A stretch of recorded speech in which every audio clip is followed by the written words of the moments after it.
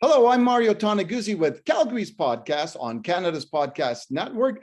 Joining me today is Leanne Rzepa, who is owner-founder of Nourish Lactation Consulting. Thanks for joining us today. Thanks so much for having me. Well, let me just start by asking you, what is Nourish Lactation Consulting and what do you do? Sure.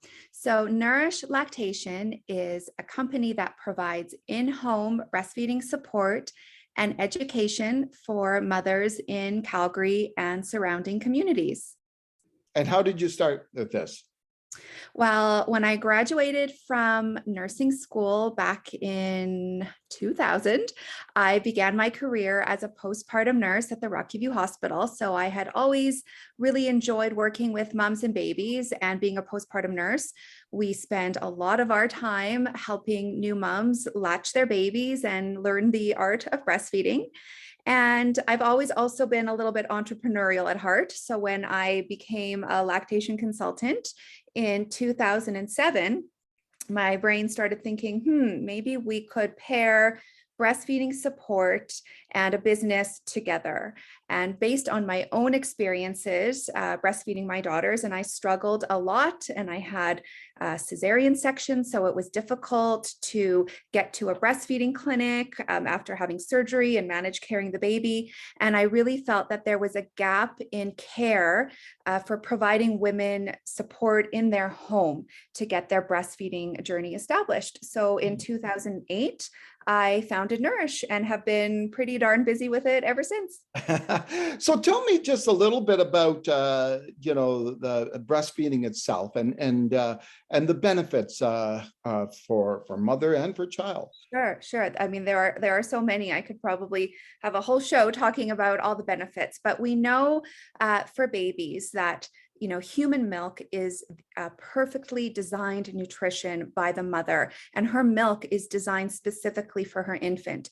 And breast milk contains many antibodies and immune factors and proteins that are really important for the health, growth, and development of the infant. And that's something that cannot be replicated in formula.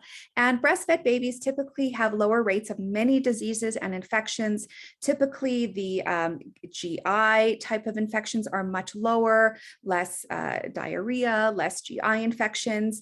Breastfed babies also have lower rates of ear infections, asthma, allergies, lower rates of obesity or diabetes. And it's really, really great for bonding between the mom and baby during that breastfeeding connection. And it's better for a baby's dental development when they latch more naturally to the breast versus introducing an artificial nipple into their mouth. And for the mother, there are also tons of benefits.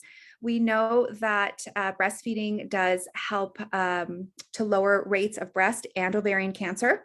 And with each baby that a woman breastfeeds, those rates do continue to drop. And it's also really great for bonding due to this amazing hormone that I love so much called oxytocin.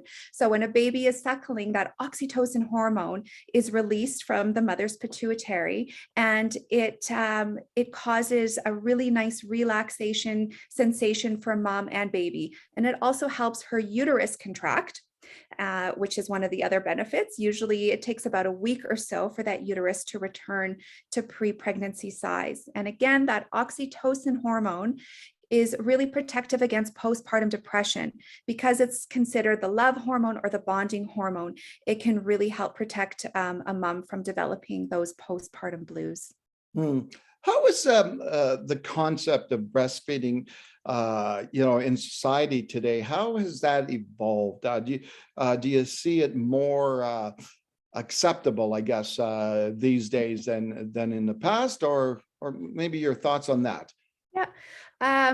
I think it is definitely more accepted to see a woman breastfeeding in public. I think we've come a long way, but we still have a ways to go.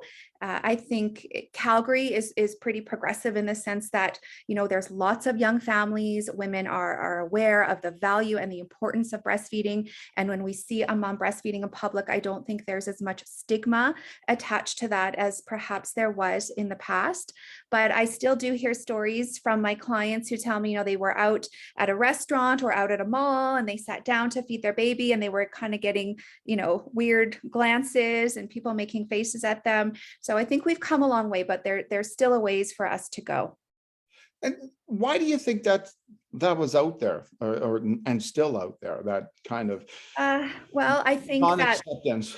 Yeah. sure. I think still in general, the breasts can be seen as a very sexualized part of a woman's body and aren't naturally thought of as nurturing, as, being able to nourish the baby. And breastfeeding is really the most natural thing in the world that a woman can do for her infant. And there really is no reason why she should feel ashamed or feel that she needs to go hide in a bathroom or hide in a corner in order to provide food and nourishment for her infant. Okay. Now you mentioned being an entrepreneur. Let me ask you just your thoughts on entrepreneurship and first of all, what do you like about being an entrepreneur? Well, I like the fact that I can use my creativity and merge that with my passion, which is helping women and supporting women. And I guess even as a young girl, I was always thinking of ways to make a little bit of extra money on the side. I used to do a lot of babysitting. I really loved working with children and infants.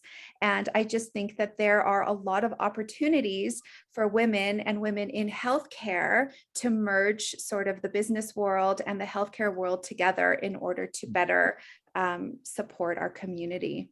What was the biggest challenge for you setting up a business and being an entrepreneur? Well, I think it was just kind of getting my name out there, just, the advertising and the marketing. It was also a little bit tricky and still can be because, the service that I provide is private. So the client does need to pay out of pocket. There are lactation consultants and lactation clinics available through the public healthcare system that don't cost anything, but there is often a wait. It can be too long sometimes for a new mom to have to wait when she's already challenged to feed her baby or experiencing really sore, damaged, nipples, to tell a new mom, you got to wait for a week or 2 weeks to get support. So there is sort of that there. It's available in the public system, but if you hire me within the private system, I can usually get out to see a mom within 1 to 3 days of receiving a call. But working in a public healthcare system where private is still a little bit on the back burner, I'd say that's been a little bit of a challenge. But it's also really nice that because I'm a registered nurse, in addition to being an international board certified lactation consultant, a lot of insurance companies will cover out of hospital nursing services. So a lot of my clients are able to expense my visit through their insurance plan because I am also a registered nurse, which is a nice little bonus for them. Yeah. So when you set up the business and kind of developed it and nurtured the business, were there any role models that you looked at in terms of being a business person, or was any books you read or anybody the mentors or people gave you advice that rang with you? To be honest, not really. I think I was a little bit of a one-woman show. I think the first registered nurse lactation consultant in Calgary to open this type of business. So I didn't really have anybody that I could ask advice from or lean on. I kind of had to figure it out on my own as I went along. But I have a very supportive family. I have, family members that are also in business and in healthcare. So I was able to get some good advice for them, in terms of developing advertising campaigns and having a strong SEO. And honestly, the business really built itself based on referrals, which I believe is the best way to generate more business, is word of mouth. Yeah. If you had somebody come to you that was interested in being an entrepreneur, what advice would you give them? Well, I would give them the advice to set a goal, kind of have a vision of what you want your business to look like, and think about where you are today and what steps you need to take in order to get to that goal. Because I truly believe if you put it out there, if you have a vision, if you have, a realistic goal and a good plan to Mm, execute it, there's nothing that can stop you if you're determined. yeah, interesting. Yeah. So tell me just a little bit about yourself. Why did you get into this whole area of healthcare initially? Sure. Like I said, I've always loved babies. I've always loved helping people. When I was, in high school, and I was kind of deciding, do I want to maybe go the medical school route or nursing school route? I liked the fact that with nursing school, I could just go right into it. And then within 4 years, have a degree, and have a career. And I've never kind of looked back since. I've always worked in the maternal child world. And throughout my career, I've had three of my own children. I have a 19-year-old, a 16-year-old, and a 12-year-old, all girls. And they all gave me challenges with breastfeeding. And of course, when you're the nurse or when you're the teacher, it's always so much easier to help and support somebody else. But when you're going through it yourself, you're like, what's going on here? I don't know what to do. Yeah, no doubt. Yeah. And was there any back, when you look back at, did you grow up being breastfed, and was that just a natural progression? Um, yes, I know my mom told me that she struggled a lot. I mean, I was born in the late 70s, and back then there really was not a whole lot of support in the community for breastfeeding women. I know my mom reached out to La Leche League, which is a breastfeeding support group, and Mhm. they're still around and they are fantastic. And I honestly think if my mom hadn't reached out to them, she probably would have quit breastfeeding me. And I think I was breastfed, I think she said, for about a year, which I think back in those days was pretty good. I think a lot of women were still Mhm. choosing formula as the primary way of feeding their babies, just because there was not that support that's available now for Yeah. women. Okay, super. What else do you do, Leanne? What else do I What do? interests do you have besides Okay. your work? Well, so I'm a very busy gal. So I also continue to work within the hospital system. So I do still support breastfeeding women within one of the local hospitals here in Calgary. And then Nourish is my business baby, on the side, which honestly does take up almost another full-time job. And I'm also really invested in the community. So I also am the founder of the Mama Market. So I run a market that is kind of mother focused, twice a year out of the Calgary Jewish Center. We run a market in the fall, and then we run another one. We run one in spring, and then we run one in December. So I've been able to network with a lot of other professions, healthcare related professions. So I like to kind of bring everybody together and showcase their business in a market setting. And then I'm also the founder of the Community Magazine, which is a magazine where we highlight and feature women within our community, and we showcase their professions, their passions, their careers, and just do a little bit more networking and get to know each other. All the amazing things that some of the women do within our community. Plus, I have 3 kids, and I have a very strong network of friends and a very great family. So between Nourish and the hospital and community and the Mama Market, I'm a pretty busy gal most weeks. You get time to sit back and just relax? Occasionally, I like to go to hot yoga. That's kind of my time, my downtime, my relaxation time, and that kind of keeps me grounded and centered. Yeah. It's when you talk about a lot of these activities, and again, the being an entrepreneur too, it's in many ways it's a 24/7 job. You're always on call doing stuff for your business, or just thinking about your business, right? And where do you get ideas from? Where is there any particular like, for example, I tend to get my ideas when I go for my daily walk and Yep. go out for a walk for about an hour, and which I'm going to be going out soon, and and just things pop into my head, without consciously thinking about I should be thinking about work, Exactly. right? What about Yeah. yourself? That, just going back to that hot yoga, I got to say, when I'm just lying down still, sort of alone with my thoughts, even though we're supposed to have no thoughts when we're relaxing on the floor, Yeah. that's often when I get inspired. That's often when something will pop into my head and be like, maybe we should try this, or how about we run with this? And so that's often when I get those really inspiring ideas, is when I am alone with my own thoughts.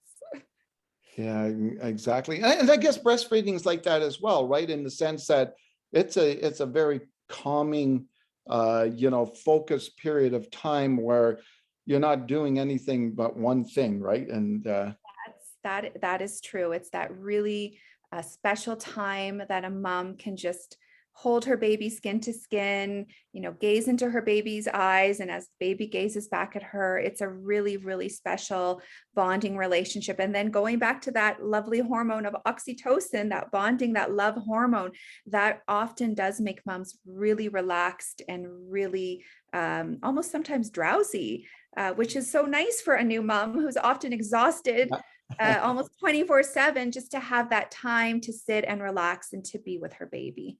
yeah, super. So, Leanne, how can people get a hold of you if they want to reach out? Sure. So they can visit the Nourish website. They can find me at www.nourishconsulting.net.